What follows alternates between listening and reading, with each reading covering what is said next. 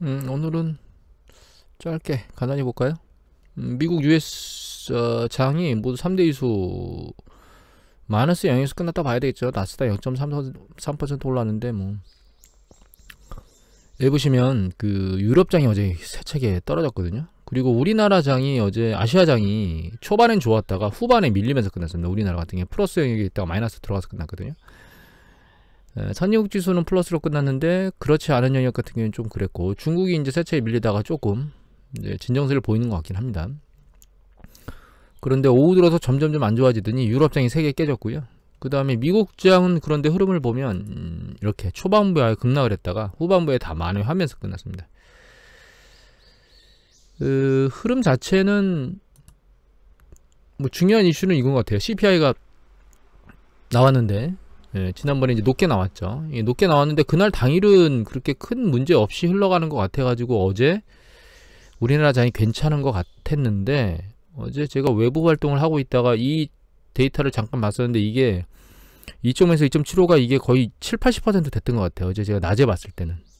근데 지금은 2.25에서 2.5가 높잖아요. 지금 1.75거든요, 연준이. 그러니까 0.75 올리면 여기에 들어오는데 갑자기 여기가 급등해서 올라갔다가 추세가 다시 이쪽으로 쏠리고 있어요. 즉 0.75 자이언트 스텝을 하지 1%라고 하는 울트라 스텝을 할 수 있는 가능성이 점점 떨어지고 있다라고 하는 쪽으로 움직이고 있습니다. 이게 어제 주식시장이 세차게 아래로 곤박질 쳤다가 다시 올라간 이유예요. 그래서 어제 이제 뉴스 보면 이 얘기가 나오죠. 뉴지원인데 박형희 기자가 7월 15일자입니다. 1% 인상할 거라고 막 전문가들이 막 외쳐대고 있었는데 0.75로 급세하는 분위기다. 그래서 여기 보면은 뭐 여러 가지 내용이 나옵니다. 근데 매파 쪽에 있는 사람들이 0.75 인상을 지지한다 이렇게 얘기를 하고 있거든요. 1%까지 올렸다가는 금리를 잡으려다가 경기 침체까지 유발할 수 있다라고 하는 얘기 때문에 일단은 시장을 좀 진정시키는 패턴을 보이려고 연준의 매파 총재들이 얘기를 한마디씩 하고 있는 것 같아요. 연준이 역시 파워풀합니다. 전 세계적으로 보면. 그리고 실업률 쪽을 좀 보면 넘어가버렸네. 벌써 에스테를 넘어갔네요. 이거 말고 이걸 볼까요? 네, 실업률 쪽을 보면 신규 실업사당 청구 건수가 나왔거든요. 24만 건 나왔는데 이걸 보면 약간씩 들리고 있죠. 근데 이 부분은 이렇게 봐야 될 것 같아요. 이게 신규 실업수당 청구 건수, 실업률, 그 다음에 실업률 중에서 그 뭐 파트타이머라든가 혹은 뭐 구직단자라든가 이런 것들 전체 포함한 전체 실업률이 있거든요. 그게 U6라고 말을 하는데 요거하고 그 다음에 이제 보험, 그러니까 실업보험을 가입해서 계속적으로 실업보험을 받는 사람들의 비율, 이게 전체적으로 다 본 거거든요. 근데 보시면은 이게 신규 실업사원 청구 거거든요. 이게 이렇게 막 파란색이 얘가 이렇게 올라가는 패턴을 보인다 하더라도 일단 실제로는 이 세 가지 이슈들이 바닥을 찍고 다 들리는 패턴, 이렇게 들리는 패턴을 보이는 경우에 실제로 임박해서 경기 수축에 빠지는 가능성이 높아져요, 사실은. 그래서 아직 신규 실업수당 청구가 들리고 있긴 하지만 이렇게 요 궤도에 있는지도 모르죠. 들리고 있긴 하거든요. 여기 보시면 끝에 보면 이거 잘 안 보이네. 이렇게 들리고 있죠. 지금 신규 실업수당 건수가 들리고 있긴 합니다. 근데 이 들리고 있는 이 자체가 다른 것들을 다 들어올리지는 못하고 있거든요. 그래서 아직까지는 고용시장이 불안정한 상황은 아니다, 이렇게 이해를 하면 될 것 같고요. 다만 이게 시간이 지나면 지날수록 조금 고용지표도 둔화되는 것들이 보일 수밖에 없는 상황으로 보입니다. 지금으로서는. 물론 이게 소비 수요나 이런 수요 때문에 그렇겠지만 여름 시장이 서비스 업종한테는 좀 호황이거든요. 전체적으로 전부 다. 거기에서 고용시장이 좀 괜찮은데 겨울 쪽으로 넘어가면 넘어갈수록, 그 다음에 겨울로 가면 코로나 상황이나 이런 것들이 지금보다는 좀 더 안 좋아질 것 같기 때문에 그런 상황이 되면 서비스 업종에서 인원 감축을 또 할지도 몰라요. 미국 시장은 서비스 업종이 고용의 상당 부분, 거의 7-80%를 차지하기 때문에 겨울로 가면 갈수록 고용 부분이 약간 취약해질 수 있는 가능성이 열려있는 상황입니다. 그래서 하반기로 가면 갈수록 시장이 머리를 들지 못한 상황에서 하반기로 가면 상당히 좀 불안한 상황을 야기할 수도 있다, 이렇게 생각을 하고 있습니다. 그리고 이 휘발유 가격 얘기를 했거든요. 여기 보면 이건 이제 그 아까 CPI 지수 몇 가지 얘기한 건데, 이거는 서울경제 7월 15일 조영준 기자 외 장영임 김태형 기자께서 올리셨습니다. 오늘 고생하신 분 다 올려야죠. 여하튼 올리셨는데, 여기 이제 물가지수 여러 가지 내 얘기 나와서 휘발유, 가스용, 항공료 쭉 나오거든요. 항공료가 굉장히 많이 올랐다는 얘기는 이미 나왔고, 이 항공료 자체는 이렇게 많이 올랐지만 하반기로 가면 갈수록 이거 떨어질 거예요. 여름한철 뜨거운 시기에 항공 운송이 가장 많을 때 지금 올랐는데, 이것도 하반기로 가면 갈수록 내려갈 겁니다. 결과적으로 중요한 거는 여기 보시면 이게 여러 가지를 모아놓은 거거든요.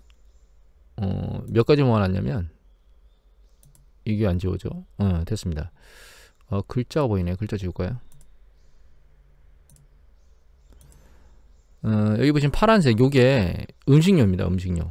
이게 개솔린 가격 전년 동기 대비 증감률입니다. 요게 그러니까 주거지 비용이라고 보시면 되거든요. 그런데 이거 다 올라가는 것 같지만 실제로 이 개솔린을 보면 개솔린 계속 올라오고 있죠. 그렇죠? 근데 개솔린은 실제로는 가격이 떨어지고 있습니다. 이게 개솔린 가격이거든요. 그래서 실제 개솔린 가격은 아래로 6월달에 내려오고 있어요. 그런데 CPI는 개솔린 가격은 계속 올라오고 있는 거죠. 그래서 바이든 대통령이 개솔린이 반영되지 않고 있다라고 말하는 거는 일리가 있는 얘기입니다. 이게 계속 떨어지고 있고, 지금 유가도 정점을 치고 내려오고 있죠. 석유 부분이 좀 안정화되면 일정 부분 인플레이션 압력이 덜할 건데, 문제는 이제 이 부분입니다. 이 부분. 거주 비용. 요 비용 부분이 잘 꺼지질 않고 있고, 두 번째는 음식. 집에서 여러분들 잘 안 보이니까 축을 하나 바꿀게요. 잘 보이게.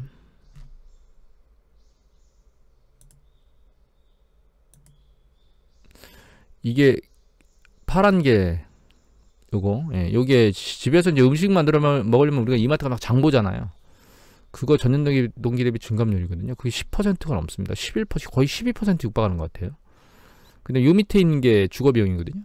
이게 한 5%, 6% 조금 안 되는 것 같습니다. 그러니까 주거 비용하고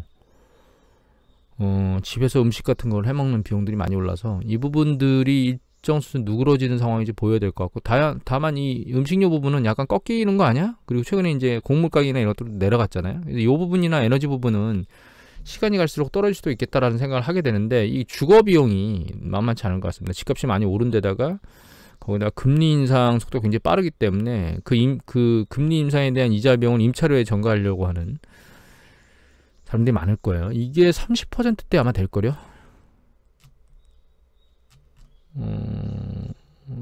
여기 CPI 잠깐만요. 여기 나오는데, 전문가들 사이는 소비자 물가의 30% 이상을 차지하는 주거비 부담. 주거비 부담이 크기 때문에 이게 꺾이지 않으면 만만치 않을 것이다, 이렇게 이해를 한다는 거죠. 그래서 지금 에너지나 곡물 가격이 잡히면 이 두 가지는 잡힐 것 같은데, 이 주거 비용이 잘 안 잡히면 이제 꺾이는 강도는 그렇게 세진 않을 것 같다. 그 한 달 안에 정점을 보이긴 보일 것 같습니다. 곡물 가격이나 에너지 가격을 보면. 다만 여기서 지금 푸틴이 계속 그 러시아 쪽에 에너지, 천연가스나 석유를 가지고 장난질을 하고 있잖아요. 그 장난질이 추가적인 게 없는 상황에서 사우디에서 타결도 좀 긍정적으로 잘 되면 더더욱 좋을 것 같고, 다만 그게 공격적으로 에너지 가격을 내리지는 못할 것 같습니다. 전문가 의견으로는 사우디나 UAE의 증산 여력이 그렇게 크질 않다고 얘기를 하고 있습니다. 지금. 여하튼 이런 상황에 결과적으로는 이 연준 의원들의 발언에 따라서 시장이 반응을 하고 있는 상황이다, 이렇게 이해를 하면 되겠죠. 일단 인플레이션 압력에 의해서 움직이는 자체는 그 흔들림은 요 정도 흔들림은 끝난 것 같고, 그리고 일단 여기 저점 테스트를 하러 내려오지 않은 게 긍정적이라고 봐야 될 것 같고요. 여기서 다시 이제 기업 실적이나 이런 것들이 나오는 걸 보고 또 움직이겠죠.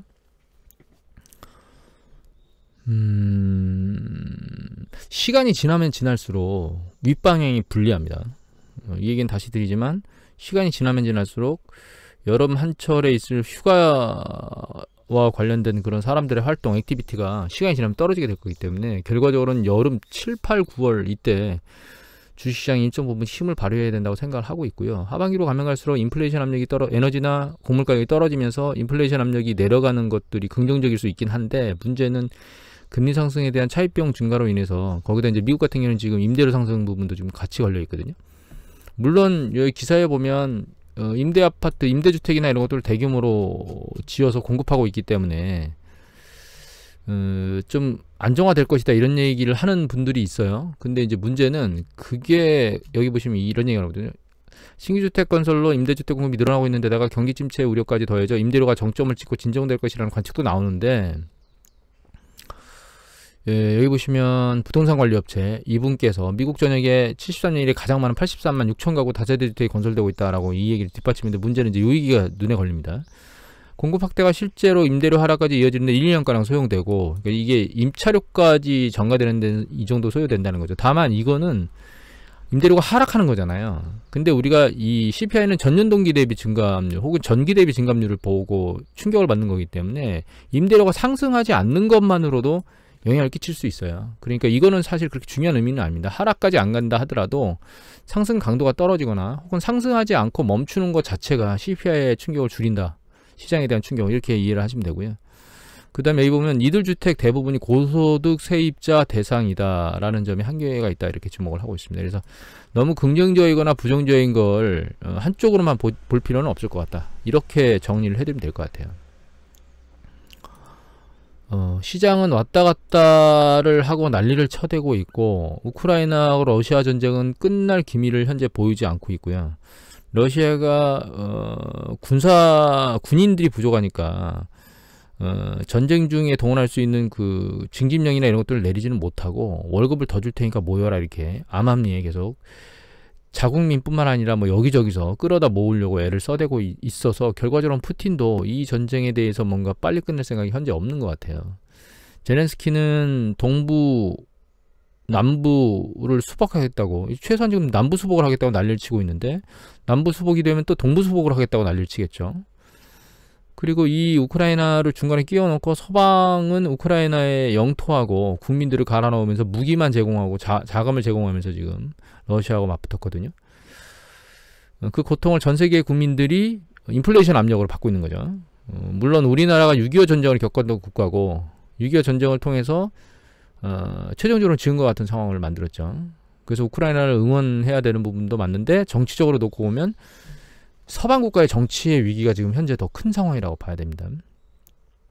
왜냐하면 러시아는 사실 선거를 하긴 하지만 그 선거가 선거다운 선거 아니겠죠. 그래서 사실은 거의 푸틴 1인 독재로 봐야 되는데, 그 상황에서 푸틴의 지위가 현재 정치적으로 그렇게 단기간에 흔들리겠냐, 그런 건 아닐 것 같고요. 오히려 서방 국가들, 뭐 바이든이나 혹은 유럽이나 혹은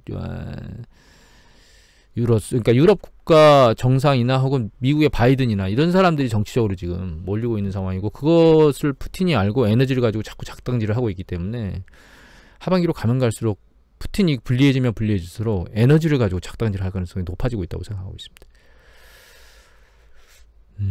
일단 그래서 지금 이외에 7, 8, 9월 상황에서 넘어가면 그때는 좀 위기 국면이 훨씬 더 커지지 않을까, 이렇게 생각을 하고요. 오늘은 이 정도로 마치도록 하겠습니다.